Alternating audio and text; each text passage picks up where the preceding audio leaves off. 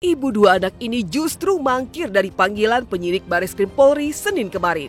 Pasca ditetapkan sebagai tersangka dengan alasan sakit.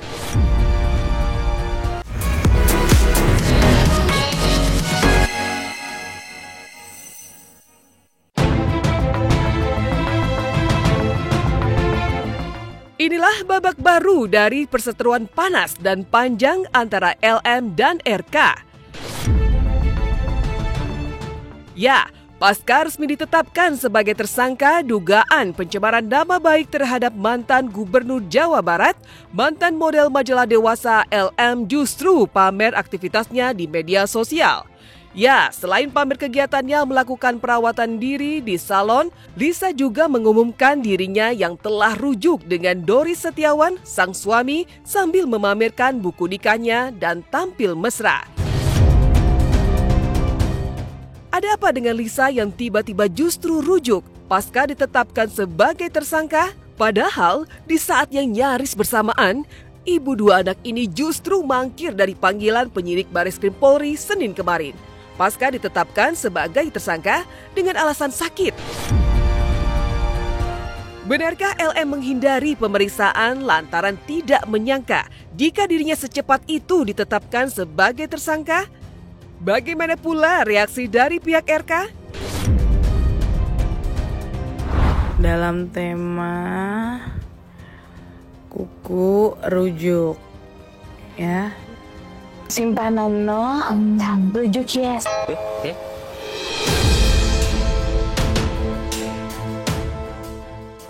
Betul. Tapi karena ada satu lain hal ya demi anak gitu kan, kita benar-benar ngurangin ego banget lah untuk itu gitu. Justru jadi kayak pengantin baru. Kan 2 bulan terpisah ya, kurang lebih 2 bulan, hampir 3 bulan gitu. Jadi ya sudah gitu.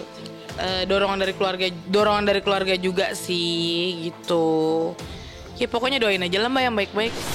Kebetulan hari ini saya mewakili klien saya Lisa Mariana untuk pemanggilan sebagai tersangka. Nah, kalau masalah aktivitas live tapi di rumah kan hal yang wajar. Bukannya dia diinfus sampai nggak bisa jalan. Kita ada suratnya sakit tipes kemarin dari dokter dirawat dan itu resmi ada barcode-nya. Nah, penetapan tersangka ini sekali lagi bukti bahwa apa yang disampaikan Lisa Mariana itu kebohongan belaka. Kemudian fitnah yang sangat keji.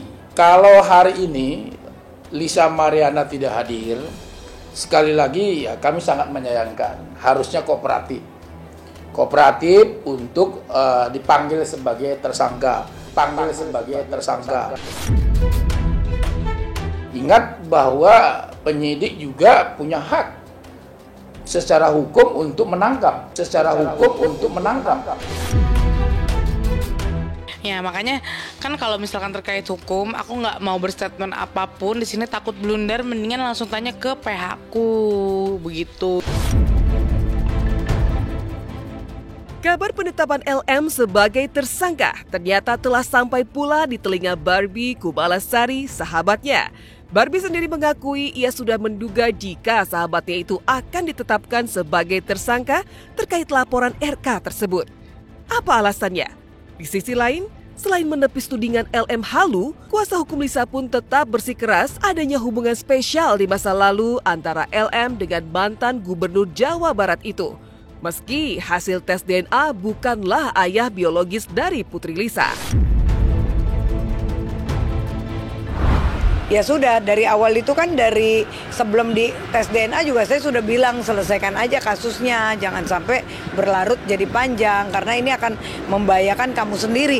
Dan kamu ketika DNA itu tidak terbukti kamu pasti jadi tersangka.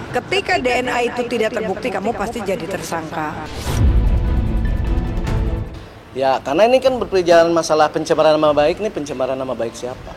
Karena kan sebab akibatnya itu kan jelas ada. Bukan halusinasi klien kami sendiri yang bahwa dia bermimpi pernah kenal dengan mantan gubernur. Jadi saya rasa tidak perlu terlalu dirame-ramekan lagi. Pihak RK sendiri mengapresiasi tinggi langkah penyidik Barreskrim Polri yang telah menetapkan LM sebagai tersangka dan mengharapkan hal bisa menjadi efek jera. Karena RK mengaku ia sempat mendapat cemooh dan cibiran dari masyarakat gara-gara pengakuan LM punya anak darinya.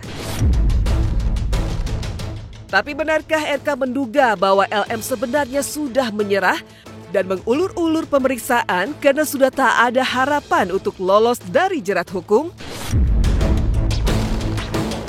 Biar nggak berlarut-larut, biar tuntas, sehingga masyarakat tidak disuguhi oleh hal-hal yang tidak sepenuhnya perlu dijadikan konsumsi publik, kira-kira begitu. Ya, imbasnya kan teman-teman lihat sendiri dong, di netizen itu seperti apa.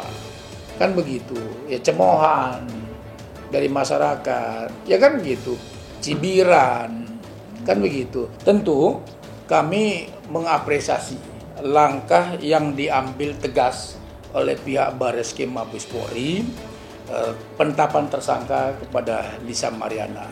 Bagi kami sekali lagi, ya kami harapkan kenapa Pak Ridwan Kamil menempuh upaya hukum ini terus dan tidak ada damai, ya supaya ada efek jera. Kagetlah dia tuh seorang ex gubernur menggugat seorang ibu ya yang sudah dirugikan. Saya berani menyuarakan seperti ini karena memang saya memperjuangkan hak-hak anak saya.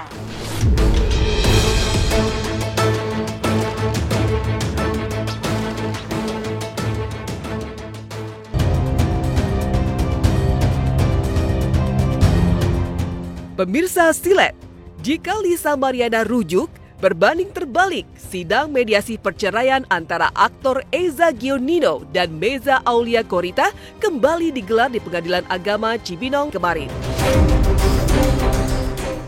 Namun sepertinya harapan untuk mempertahankan rumah tangga semakin sulit digapai. Hal itu lantaran mediasi antara kedua belah pihak dinyatakan gagal. Eza berharap dapat memperbaiki hubungan pernikahannya. Namun di sisi lain, Meza tetap bersikeras untuk berpisah dari pria yang sudah 7 tahun jadi pendamping hidupnya itu. Eza yang masih menggenggam harapan sempat memohon perpanjangan masa mediasi. Ia mengaku belum siap berpisah, tapi hakim bergeming, permohonan ditolak. Sidang pun resmi berlanjut ke pokok perkara.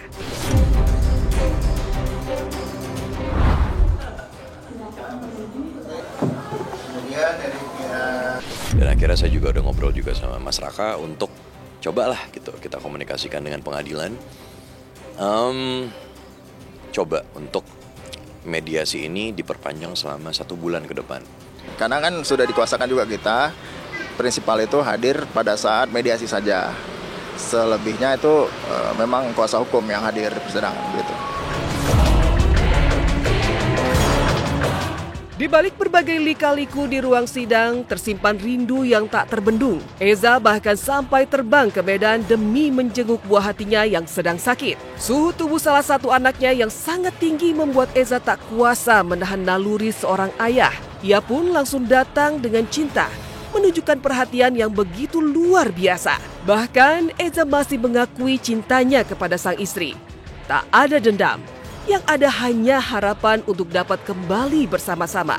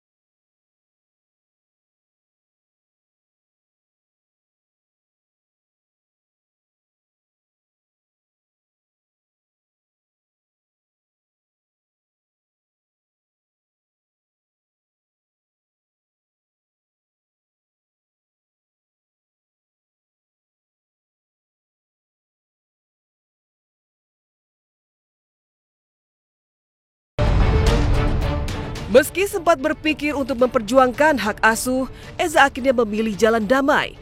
Ia tak ingin memisahkan anak-anak dari ibunya. Untuk membuktikan betapa besar cintanya, Eza tak hanya hadir secara emosional, tapi juga finansial. Ia pun berencana membelikan rumah untuk Meza dan anak-anak serta menyepakati nafkah sebesar 20 juta rupiah per bulan. Jujur ya gitu. Nih, sekali lagi saya manusia biasa. Ya, sekali lagi saya manusia biasa. Kadang ada momen di mana saya ngerasa apa saya harus fight untuk ngambil hak asuh anak gitu ya. Tapi satu sisi, ya Allah, saya nggak mungkin memisahkan anak-anak saya dari ibunya. Ya Allah, saya nggak mungkin memisahkan anak-anak saya dari ibunya. Biarkan saya yang bekerja keras di sini, biarkan nanti saya yang datangin anak-anak aja. Alhamdulillah ya Allah gitu loh. Terima kasih ya Allah. Eca hatinya sudah dilembutkan ya gitu loh, sesuai dengan doa saya selama ini supaya kita ini bisa berkomunikasi dengan baik. 20 ke atas lah mungkin, tapi itu juga bisa lebih ya. Karena kan pendidikan dan kesehatan itu di luar daripada nafkah. Ya, yang di rumah betul untuk tempat tinggal Mbak Eca, anak-anak. Baik pihak Eca maupun Eza sudah bersepakat untuk bercerai. Dan pengasuhan anak sudah disepakati diasuh oleh Eca gitu. Untuk nafkahnya per bulannya berapa sudah disepakati juga.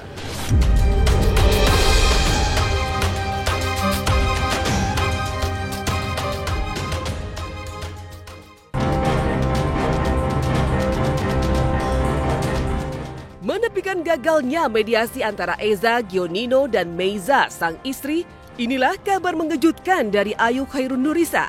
Pasca eks-karyawan Asanti itu ditetapkan sebagai tersangka, kini muncul korban-korban dugaan penipuan yang menyebut diduga terafiliasi dengan Ayu. Berawal dari kasus dugaan penipuan dengan modus perjalanan umroh, sejumlah korban menuturkan mereka menjadi korban penipuan serta mencurigai adanya dugaan keterkaitan dengan Ayu karena para korban menemukan beberapa foto yang menunjukkan kedekatan antara Ayu dengan Novi, terduga pelaku utama dugaan penipuan umroh tersebut. Lalu benarkah memang ada dugaan keterkaitan Ayu Khairun Nurisa hingga menyebabkan kerugian 600 juta lebih? Dengan adanya dugaan tindak pidana penipuannya nggak main-main di sini. Penipuannya tentang terkait umroh yang diduga dilakukan oleh Ibu Boki Rusun Noviana. Boki Rusun Noviana. Jadi korbannya ada banyak, ada puluhan yang kami terima. Sebagian sudah memberikan surat kuasa ke kami, sebagian masih dalam proses. Kerugiannya bermacam-macam dari yang cuma jutaan sampai yang ratusan juta. Kami duga dekat dengan saudara Ayu yang saat ini sedang berkonflik hukum dengan Ibu Asanti. Saya seharusnya berangkat umroh itu di Februari 2024. Tapi nggak jadi berangkat dan kerugian saya sekitar 8 juta. Ada foto yang mengidentikan terlapor dari rekan-rekan atau pemilik travel umroh dengan Ibu Ayu yang menjadi pelapor dan terlapor di perkara kami. Tadi dari info Pak Hendro ada sekitar 640 jutaan, tapi masih bertambah terus. Aduh, jangan main-mainin hukum deh ya. Jangan, kalau gini loh, udah bilang hilaf, udah bilang salah, udah apa, terus kamu mau apa gitu. Yang tak kalah mengejutkan, konon Pak Tarno juga diduga menjadi korban dugaan penipuan Novi yang disebut dekat dengan Ayu Khairun Nurisa, eks-karyawan Asanti. Ya, Pak Tarno yang kini dalam kondisi sakit stroke kabarnya mengalami kerugian hingga 50 juta. Lantaran mobil yang dibelinya ternyata tak kunjung ada. Selain itu ini pelaku juga udah berkali-kali. Sebelumnya juga diduga si pelaku ini adalah orang yang sama yang menipu Pak Tarno. Salah satu korban dan disampaikan oleh Pak Hendro tadi ada Pak Tarno yang merupakan artis senior, pesulap, itu juga menjadi salah satu korban dari travel ini. Iya dulu ketipu duit teh. Duitnya ketipu orang katanya. Dapat mobil ketipu. Mau beli mobil katanya, terus mobilnya nggak ada, duitnya dibawa orang. Bertaubatlah sayangku, bertaubatlah. Meski telah melaporkan kasus ini ke 4 kantor polisi sekaligus, yakni Polres Bekasi, Polres Tangsel, Polres Jakarta Timur, dan Jakarta Pusat, namun para korban dan tim kuasa hukumnya yang juga menggandeng kuasa hukum Ashanti meminta bantuan kepada Ashanti untuk sama-sama menjerat Novi lewat jalur hukum. Lantas bagaimana reaksi pihak Ashanti? Makanya kami datanglah ke tempat Bu Ashanti karena untuk apa sih? Untuk tujuan kami untuk memviralkan memang. Kenapa? Supaya cepat ketemu si pelaku ini. Perkaranya Bu Ashanti sedang berjalan di Polda yang kami laporkan. Minggu ini sudah ada pemeriksaan dan yang statusnya Bu Ayu di Tangerang Selatan sudah tersangka. Jadi kami juga akan mengawal itu. Kami akan memberikan bukti-bukti tambahan yang diperlukan oleh penyidik. Setali 3 uang dengan Ayu, mantan karyawan Ashanti, aktris Sandra Dewi kini juga kembali menjadi sorotan panas publik. Di tengah kasus dugaan korupsi pengelolaan komoditi timah yang menjerat sang suami, Harvey Muiz, Sandra kini diketahui mengajukan keberatan ke Pengadilan Negeri Jakarta Pusat. Dalam gugatannya, ia meminta agar sejumlah aset yang turut disita, diantaranya 88 tas-tas branded bernilai fantastis dan mobil mewah yang merupakan hadiah ulang tahun dari Harvey, agar dikembalikan. Menurut Sandra, barang-barang tersebut adalah hasil kerja pribadi dan pemberian sah dari suami, bukan bagian dari aliran dugaan dana korupsi. Sandra juga mengaku sudah memiliki perjanjian pisah harta sebelum menikah sebagai bukti bahwa aset miliknya berdiri sendiri dan tidak terkait dengan kasus sang suami.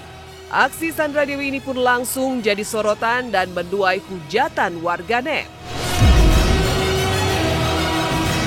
Di tahun 2012 saya memulai yang namanya endorsement. Di tahun 2014 ada 23 lebih dari 23 toko-toko tas branded di Indonesia ini yang endorse saya, yang memberikan saya tas. Kalau di dalam dakwaan penuntut umum kan ada 88. Jadi saksi saya banyak kalau tas-tas ini endorsement dan tidak pernah dibeli oleh suami saya, karena suami saya tahu saya sudah mendapatkan tas-tas ini dari tahun 2014. Kalau saya ini punya pendapatan sendiri, tas-tas itu sudah 10 tahun saya mendapatkan endorsement dari lebih dari 23 toko tas-tas branded Indonesia yang mengendorse saya. Mas-mas juga saya dapatkan dari brand yang saya iklankan selama ini. Memang ada 88 kalau saya nggak salah. Itu memang barang milik Ibu SD, bukan dari pemberian dari Pak HM. Tapi saya nggak tahu kenapa itu pun ikut disita oleh pihak penyidik. Sebelumnya diketahui ada 88 tas mewah dengan berbagai merek milik Sandra Dewi yang disita dalam kasus korupsi Harvey Muiz. Namun aksi Sandra justru memicu gelombang komentar pedas dari netizen. Di media sosial, sebagian warganet ramai-ramai menyindir dan mempertanyakan klaim Sandra terkait aset-asetnya yang disita tersebut. Si paling mandiri, yang katanya nggak pernah dapat apa-apa dari suaminya. Masyarakat juga minta balikin uang yang sudah kalian nikmatin ke luar negeri, sampai beli barang-barang mewah. Kalau memang itu sudah masuk di dalam dakwaan, kita berharap hakim ataupun jaksa harus berani menetapkan Sandra Dewi itu sebagai pasal 55-nya, yaitu terkait menikmati dari hasil korupsi yang dilakukan oleh Harvey Muiz. Dan memang itu sudah terbukti dari barang-barang yang disita dari pihak kejaksaan berupa harta benda milik Sandra Dewi yang berbentuk tas bermerek